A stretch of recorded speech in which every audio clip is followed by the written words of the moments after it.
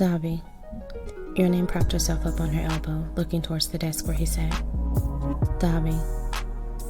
She knew that he was actively ignoring her, and she couldn't really blame him. She'd ignore herself too if she'd been bothering her as much as she'd been bothering him. But she couldn't help herself. She was in a mood where she wanted to be a brat and wanted attention.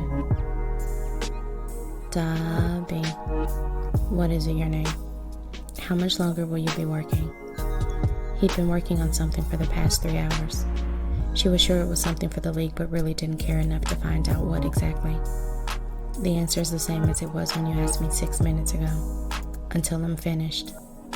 Your name sighed, flopping onto her back on the bed. She stared up at the ceiling, drumming her fingers on her abdomen lazily. Then she sighed again. She turned her head to look at Dobby. Why don't you just take a break? Because I need to get it finished. Your name rolled her eyes at his back, turning her attention back to the ceiling with a sigh. 2 minutes ticked by, and she wasn't sure how many times she'd sighed, but it was clearly annoying Dobby. Go find something else to do other than annoy me. Your name whipped her head over to look at him, and as a reflex, she almost used her quirk on him, but stopped herself in time. They'd promised never to use their quirks on one another. Fine.